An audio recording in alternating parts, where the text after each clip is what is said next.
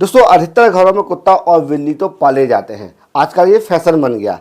लेकिन दोस्तों धर्म के अनुसार बिल्ली कुत्ता पालना सही है या फिर गलत है? आइए सुनते हैं श्री अनुरुद्ध आचार्य जी से। आइए उनसे पूछते हैं कि क्या बिल्ली पालना या कुत्ता पालना सही है कि नहीं। अगर घर में कुत्ता पला हुआ है तो उसके क्या नियम होते हैं, आइए जानते हैं। और मेरे घर में एक छोटा सा कुत्ता भी है, Perfect. तो वो गुरुजी भाई बहन के समान ही है, समझ लीजिए। मतलब मम्मी हम लोगों के कंपैरिजन में उसको ज़्यादा प्यार करती है। मोस्ट ऑफ द टाइम उसके पीछे ही मम्मी का जाता है। तो जब मम्मी जितिया करती है तो कहते हैं सबको पहनाती हो वो बद्धी जितिया वाला, तो क्या हम उसको भी पहना सकते हैं? क्या पहनाती हैं? वो जितिया जो पहनते हैं ना, अभी जितिया वाला जो पर्व था कुछ दिन पहले, हाँ हाँ, या देखो नहीं पहनाना चाहिए? ये क्या होता है, पहले ये समझाओ, हम अभी समझे नहीं क्या होता है। भाषा मिसमैच हो मैं रही है। बताती हूँ। जैसे पति के लिए तीज किया जाता है, करवा चौथ किया जाता हाँ। है, ठीक उसी प्रकार से बच्चों के लिए जितिया का पर्व किया जाता है। हमारे यहाँ उसे संतान सप्तमी कहते हैं। शायद, मुझे इसका ज्ञान नहीं।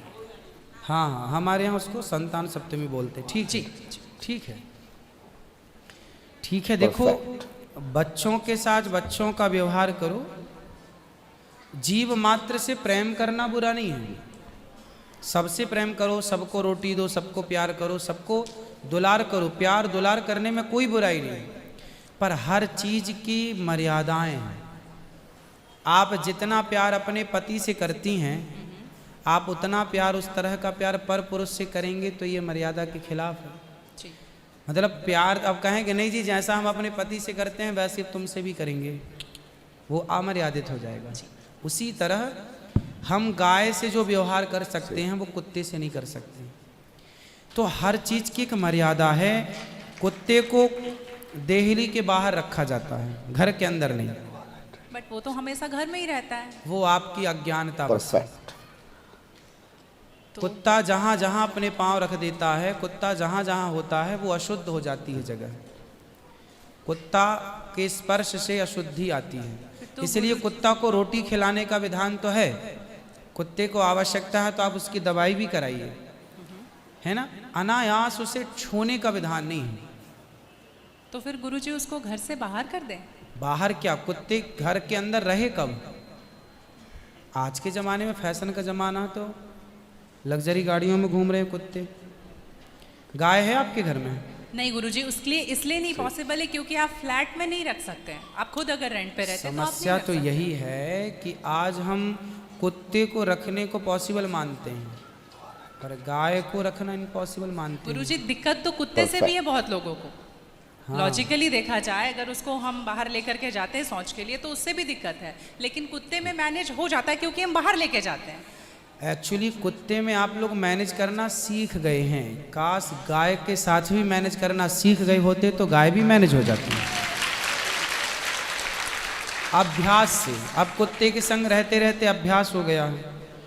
गाय भी ना, छोटी सी गाय आती है जो हिमालय तरफ की गाय है ना, वो बहुत छोटी सी होती है। वो गाय यदि आप घर में रखेंगे तो वो आपके बिस्तर में सो सकती है, वो आपके संग खा सकती है। मतलब इतनी छोटी सी होती है, 1 लीटर दूध देती है वो, और इतनी प्यारी गाय होती है, इतनी सुंदर होती है। मतलब पूरे भारत देश की सर्वश्रेष्ठ नस्ल है वो। परफेक्ट। सबसे सुंदर सर्वश्रेष्ठ गाय वो गाय सिर्फ कम दूध देती है। मतलब अपनी गौशाला में जितने छोटे छोटे बछड़े हैं ना, छोटे छोटे, मतलब सामान्य गैया का जो बछड़ा 1 महीने में होता है ना, उतनी बड़ी तो वो पूरी गाय होती है। मतलब उसे आप गोद में लेके जा सकते हैं। वो बच्चे की माँ बन गई है, लेकिन उस गाय को आप अपनी गोद में ले सकते हैं, वो भी गाय होती है। तो कुत्ते वालों को उस गाय के साथ मैनेज कर लेना चाहिए। अच्छा, मतलब उस हाइट, मतलब उस गाय की हाइट की ग्रोथ नहीं है, वो गाय की हाइट वो गाय बहुत छोटी सी होती है, छोटी सी होती है। इतनी सी होती है कि आप उसे गोद में ले सकते हैं। आप उसे गोद में लेके पूरे घर में घूम सकते हैं। मतलब इतनी छोटी गाय होती है वो। देखो, भगवान को पता था कलयुग में ऐसा होगा, इसलिए ऑप्शन दे रखा है। आप कुत्ते को गोद में लेके घूमते हैं, पर भगवान ने ऑप्शन दे रखा था, हम लोगों का ध्यान उस तरफ गया नहीं। सही बात। गुरुजी, मेरा दूसरा सवाल ये है कि ये सवाल बेसिकली मेरी बहन के घर वालों का है। चिकन नहीं खाना चाहिए क्योंकि उसमें जान होती है, कोई भी जानवर नहीं खाना चाहिए क्योंकि जान होती है। प्लांट में भी तो जान होती है ना गुरुजी, हाँ तो होती है। फिर हम उसको तोड़ते हैं तो उसको नहीं दर्द होता? ऐसा उनके घर वालों का सवाल है, मेरे माध्यम से। नहीं नहीं, आप ठीक बोला कह गया। रहे हैं। देखो, किसी आप ना गेहूं को चबा जाइए, जी चने को चबा जाइए, दालों को चबा जाइए, तो वो रोती नहीं है, चीखती नहीं है, उसमें रक्त नहीं होता, हड्डी नहीं होती, मांस नहीं होता, वो चीखती नहीं है, चिल्लाती नहीं है ना। पर आप मुर्गी को मारिए तो वो चीखेगी, Perfect. चिल्लाएगी, भागेगी, खून है, हड्डी है, मांस है ना। एक्चुअली सिद्धांत है ना।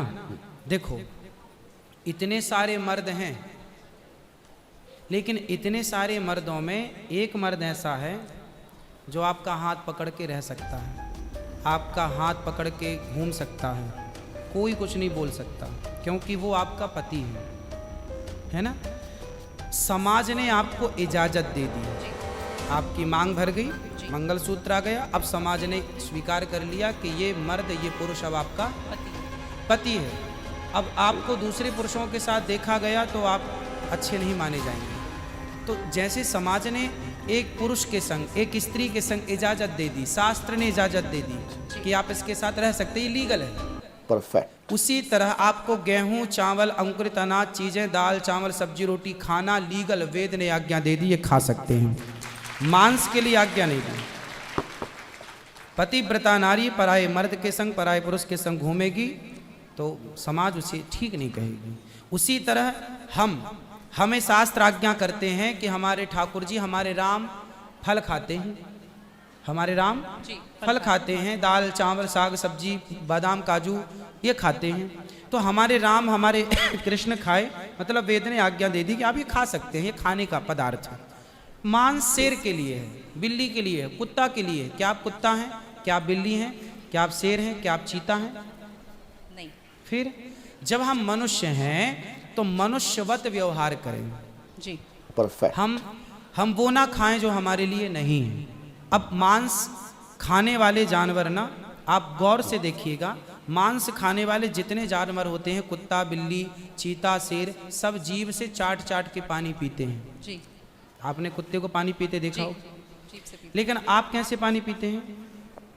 मुंह लगा होंठों से करके, पीते हैं, होंठों मुंह से पीते हैं। गाय कैसे पानी पीती है? मुंह से, जैसे हम लोग पीते, कुत्ता चाट के, बिल्ली चाट के। मतलब शाकाहारी जानवर और मांसाहारी जानवर दोनों ईश्वर ने बनाए हैं। गाय को आप मांस परोसिए, नहीं खाएगी। नहीं खाएंगे। वो शाक, बकरी को मांस परोसिए नहीं खाएगी, भैंस को मांस परोसिए नहीं खाएगी। जब जानवर जानवर होके अपने धर्म में अड़ग हैं, तो हम इंसान क्यों अपना धर्म छोड़ रहे हैं? अब परफेक्ट। जो मांसाहारी जानवर होते हैं, उनको आप ध्यान से देखना, उनके पाँव में नाखून होते हैं, जी जबकि शाकाहारी जानवर के खुर पाए जाते हैं। जैसे गाय का खुर होता है, बकरी का खुर होता है, भैंस का खुर होता है, जबकि चीता का, शेर का, कुत्ते का, बिल्ली का। अब आप देखिए कि आपके ईश्वर ने पैर बनाए हैं ना तरीके से, आप मुंह से पानी पी, मतलब आपके लक्षण शाकाहार से मैच कर रहे हैं, जी है ना।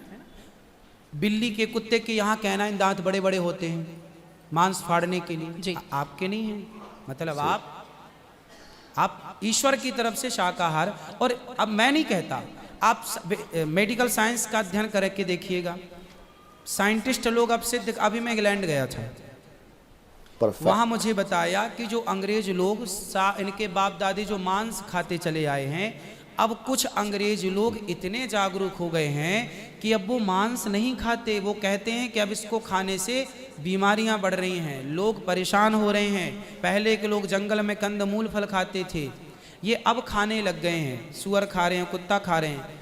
अब बहुत सारे लोग शाकाहार की तरह जो जागरूक हैं बढ़ रहे हैं। तो आप और हम तो पहले से जागरूक हैं, तो हम क्यों अपने आप को मांसाहार की तरफ ले जाएं? क्यों किसी की हड्डी चबाएं? बताइए, हमारे यहाँ मुर्दे को छूने से लोग नहाते हैं, कितनी दुर्गंध है। अब देखो, आप गेहूं, आप पालक काटो, गोभी काटो, है ना, मूली काटो, गाजर काटो, दाल पकाओ, कोई दुर्गंध आती है आपकी नहीं, रसोई नहीं, में? नहीं। लेकिन आप मुर्गी पकाओ, मुर्गी काटो, बिल्कुल वो Perfect. बदबू से भर जाएगा। जी मतलब आपकी नाक भी आपको गवाह देने लग जाएगी, भाई बस कर, है ना। तो शरीर एक्सेप्ट नहीं करता, आप जबरदस्ती खिला रहे।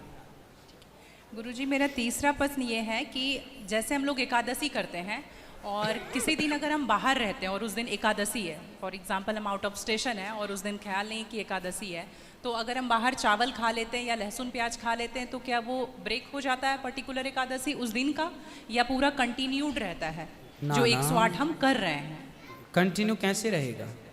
वो पर्टिकुलर वाला कैंसिल होता है ना जिस दिन हम खा लिए बाहर से। हाँ, आपने जो खा लिया वो एकादशी भंग हो गई। जी, और पीछे से जो हम कंटिन्यू जो करते आए हैं वो तो जो किया वो मिलेगा, जो आगे करेंगे वो मिलेगा, पर हमें इस बात का ध्यान रखना ध्यान रखना चाहिए। यदि आपने एक बार खा लिया, एकादशी के दिन कोई ने धोखे से कुछ खा लिया, चावल खा लिया, रोटी खा ली, बिस्किट खा लिया, तो भगवान से क्षमा मांगनी चाहिए, प्रभु अज्ञानवश हुआ, हमें क्षमा कीजिए, और फिर उतने को ही फलाहार मान लेना चाहिए, फिर कुछ नहीं खाना चाहिए। जैसे आज आपने धोखे से चावल खाया, आपने खाया ही एक कौर, तभी याद आया आज तो एकादशी। अब आप बोलेंगे नहीं, हे प्रभु अपराध हुआ, क्षमा, भगवान का नाम जप करो, और उसको ही अब मान लो कि अब मेरा पारण हो गया, अब फिर मैं कुछ नहीं खाऊं, तो फिर वो पूरी एकादशी मान ली जाएगी। गुरुजी मेरा चौथा सवाल ये है कि आप कहते हैं दारू पीना पाप है, चिकन खाना पाप है क्योंकि उसमें जान है। दारू में ऐसी Perfect. कौन सी चीज मिली होती है कि उसको पीने से पाप हो जाता? अगर आप पी के कुछ गलत कर रहे हैं तो फिर गलत है लॉजिकली, तो फिर पाप क्यों? और अगर दारू में नशा चुकी होता है, अगर वो पाप है, तो फिर तो पुड़िया खाना, सिगरेट पीना, सारी चीजें पाप में आ जाएंगी। पाप अलग विषय है, अभी मैं समझा देता हूँ आपको। जब हमारा देश गुलाम था जी, तो एक अंग्रेज ने एक पंडित जी की कनपटी पे बंदूक रखी, और अंग्रेज ने कहा, ये पंडित जी यहाँ आओ, तुम बड़े पुजारी हो? हाँ पुजारी हैं। हिंदू हो? हाँ। आज मैं तुम्हें गोली मारूंगा। पंडित जी बोले क्यों मारोगे? बोले आज 4 चीज़ें तुम्हारे सामने हैं। अंग्रेज ने 4 चीज़ें पंडित जी के सामने रखी।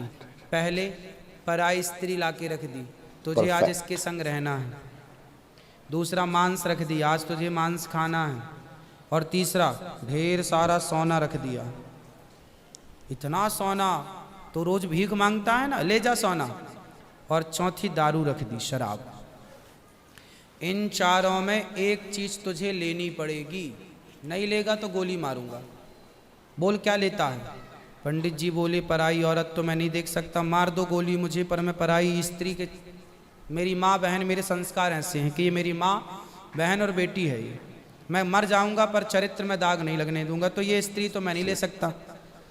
अब मांस भी मेरे धर्म के खिलाफ है, आप गोली मार दो, मैं ब्राह्मण हूँ, मैं मर जाऊंगा पर ये धर्म नहीं छोड़ूंगा।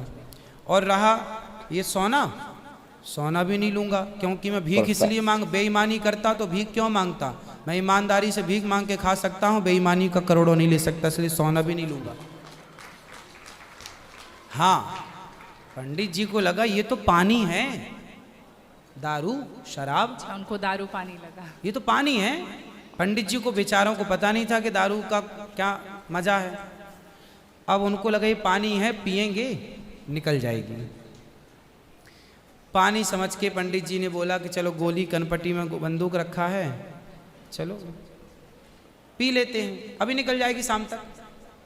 पंडित जी ने दारू पी, और जब दारू पी ली तो दारू जब पी तो नशा चढ़ा, और जब नशा शराब का जब नशा चढ़ता है तो इंसान नहीं रह जाता। जैसे स्त्रियों को जिसको ऑपरेशन होता है ना, तो रीढ़ की हड्डी में डॉक्टर एक इंजेक्शन लगाते हैं स्पाइनल में, जिससे शून्य हो जाती है। वो अंग क्या हो जाता है? कोई भी ऑपरेशन में डॉक्टर आपको शून्य कर देता है। उसी तरह शराब आपके मस्तिष्क को, आपके सोचने विचारने की क्षमता को शून्य कर देती है, माइंड को शून्य कर देती है।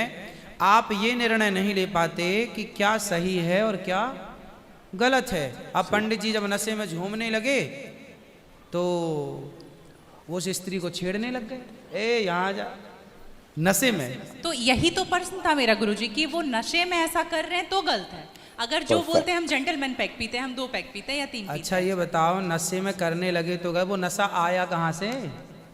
शराब जहाँ पीने से आया वही तो गलत है। नहीं, नहीं, तो गुरुजी- सारे फसाद की जड़ तो वही है। गुरुजी जब ज्यादा पी ले रहे हैं तो ऐसा हो रहा है, जो कम पी रहे हैं और ये कह रहे हैं कि कम पीने से ऐसा नहीं होता, आप ज्यादा कुछ भी हमारे यहाँ करोगे तो 5 महापाप गिनाए हैं शास्त्रों ने। जी 5 महापाप, उनमें से एक शराब है। शराब है, हाँ। शराब को महापाप इसलिए कहा गया है, ये बुद्धि भ्रष्ट, शराब पीने वाली की बुद्धि सात्विक नहीं हो सकती। आप शराब पीजिए, आप शराब पीने वाला व्यक्ति आध्यात्मिक नहीं हो सकता। जो ईश्वर से कनेक्टिविटी है, जो हम आध्यात्म जगत की बात करते हैं, देखो आप शराब पीने के शराब लोग क्यों पीते हैं? शराब कौन पीता है? परफेक्ट। समाज में 2 किस्म के लोग होते हैं। एक वो होते हैं, जैसे मैं सात्विक हूँ, आप सात्विक हैं, आप चाहते हैं कि मैं भजन करूँ भगवान का, ज़्यादा हाय हाय नहीं, शांत खुश भगवान के चिंतन में। एक तो इस प्रकार का आदमी है भगवत चिंतन में, वो ज़्यादा खाता भी नहीं। एक आदमी कैसा है जो विषय भोगी है। शराब शरीर को गर्म करती है, शराब शरीर को गर्मी पहुंचाती है। और जो व्यक्ति भोगी होता है, जिसे भोगों को भोगना है, वो लोग शराब का उपयोग करते हैं अपने भोगों की क्षमता को बढ़ाने के लिए। अब जिसे भोग भोगना है वो तो अपनी क्षमता भोगों की बढ़ाए और शराब पिए, परंतु जिसे भगवत प्राप्ति Perfect. करना हो, ईश्वर से नेह करना हो, मन लगाना हो, संत लोग 1 टाइम भोजन करते हैं, 2 टाइम नहीं खाते। बोले शरीर को केवल जिंदा रखना है, ज्यादा खिलाएंगे तो शरीर ये फिर हानिकारक है। मन भटकेगा। इसलिए यदि आपके अंदर ईश्वर की प्राप्ति की साधना है तो आपका आहार विहार शुद्ध अपने आप हो जाएगा। और मन में यदि कामना है तो फिर लोग तो चरस भी पीते हैं, अफीम भी लेते हैं। ये सब चरस अफीम क्या करती हैं? शरीर को उत्तेजित करती हैं। ये सब शरीर को उत्तेजित करने वाले पदार्थ हैं। तो बाकी जितने भी नशा वाली चीज हैं, हाँ। गुटखा, खैनी, दारू जो भी हैं, ये सारे फिर उतने ही इक्विवेलेंटली सब नुकसानदायक है। खैनी से कैंसर होता है, सिगरेट से लंग्स खराब होते हैं। गुल से क्या होता है गुरुजी? किससे? Perfect. गुल जो करते हैं, गुल क्या होता वो है? पाउडर एक होता है ना। नहीं वो मैं जानता नहीं। चरस अफीम क्या कहते हैं? क्या है बट? ड्रग्स? नहीं नहीं, वो ड्रग्स नहीं होता, डब्बे में आता है गुल। नहीं, वो गांव के लोग को मैंने देखा करते हुए। हाँ? तंबाकू चूना? नहीं वो मैं उसके बारे में पहली बार सुन रहा हूँ, अब रिसर्च करना पड़ेगा वो चीज क्या है। मतलब कुछ भी नशीला पदार्थ देखो गलत वो गलत है। सब गलत है। सब गलत। शराब कौन सी सही है? सिगरेट कोई पिए तो कौन सा समझदार है? आप खैनी खाएं, गुटखा खाएं, अब कौन सही? इसे कौन कहे? मूर्ख ही सही कहेगा, खाने वाला ही सही कह सकता है। तो मतलब सब इक्वली उतना ही पाप है। पाप पुण्य अलग विषय हो गया। नहीं गुरुजी, आप कहते हैं कि Perfect. शराब को पाप माना गया है, बाकी ये चीजों सारी को- चीज पाप के अंतर्गत है। अब सेहत खराब हो ही जाएगी। शराब के नशे को पाप माना गया है, बाकी चीजें गलत हैं। ठीक है। महापाप में शराब को लिया गया है, बाकी चीजों को गलत। सही कैसे हो सकती है खैनी और सिगरेट और बाकी चीजें? महापाप में शराब को गिना। देखो एक होता है महापाप, एक होता है पाप। जी। महापाप 5 प्रकार के हैं, पाप अनेक प्रकार के हैं। तो पाप है, गलत है, ये सब चीजें गलत हैं। शराब महापाप है। आगे ठीक है गुरुजी, मेरा लास्ट प्रश्न आपके माध्यम से ये बुलवाना है। बहुत सारे लोग खच्चर पर जाते हैं केदारनाथ, और वैष्णो देवी भी जाते हैं खच्चर पे। अगर आप देख रहे हैं तो अभी रिसेंट का वीडियोस देखे होंगे, Perfect. तो उनको चरस पिला करके लेकर के लोग जा रहे हैं किसको? खच्चर को? खच्चर को। जी, एक नाक बंद करके एक नाक से पिला रहे हैं, और आपको यहाँ पे बहुत सारे लोग एडमायर करते हैं, इवन 11 मिलियन लोग एडमायर करते हैं। अगर आप ये बोल देंगे कि आप धाम जाते हो तो जाओ, लेकिन पैदल जाओ, इनका प्रयोग मत करो, तो मेरे लिए बहुत अच्छा होगा, क्योंकि हम बहुत ज़्यादा ही एनिमल लवर हैं। तो ये देख करके लगा था मुझे कि कभी आऊँगी यहाँ तो आपके माध्यम से इसलिए जरूर पहले एक बार- के लोग जब तीर्थ यात्रा पर वहाँ केदारनाथ बद्रीनाथ पैदल जाते थे जी। तो इस उद्देश्य से जाते थे कि अब वापस नहीं आना। पहले के लोग जाते थे इस उद्देश्य से कि अब वापस नहीं आ रहा। नहीं आना, वहीं भगवत धाम में चले जाएंगे। आजकल इसलिए आज के ज़माने में तीर्थ इत्यादि परफेक्ट। जवानी में ही कर लो। माँ बाप को समय है, पाँव हाथ चल रहे हैं तो करा दो, भजन करो मस्त जवानी में, बुढ़ापा किसने देखा। तो समय से सब कर लो, बुढ़ापे में फिर तो खच्चर ही बचेगा। तो बुढ़ापा जो देखो बूढ़े लोग हैं जो नहीं चल पा रहे हैं पर आस्था है दर्शन की, तो वो अपने हिसाब से जाते हैं। नहीं तो गुरुजी हेलीकॉप्टर भी तो है ना। हाँ हेलीकॉप्टर का बजट सबका नहीं होता, हेलीकॉप्टर से सब नहीं जा सकते ना, उसकी टिकट ही महंगी है, 25-50 हज़ार रुपये लगता है, लाख रुपए भी लगता होगा, भगवान जाने, मुझे नहीं पता कितना लगता है। सही। अब सामान्य आदमी कहाँ वो 50 हज़ार की टिकट कटाएगा, वो तो 1000-2000 दे के जाना चाहेगा। तो सबके अपने अपने बजट हैं, पर ये कोशिश करो कि हम अपने पाँव पर चलें, हम किसी पर Perfect. बोझ ना बने। ये सही है कि हम किसी जीव को परेशान ना करें। यदि वो गधा वधा जो भी है खच्चर, वो यदि स्वस्थ है, क्योंकि हमारे यहाँ राजाओं के ज़माने में घोड़ों पर ही सवारियाँ होती थी, रथ घोड़ों के द्वारा ही चलाए जाते थे, तो उन घोड़ों का ध्यान भी रखा जाता था।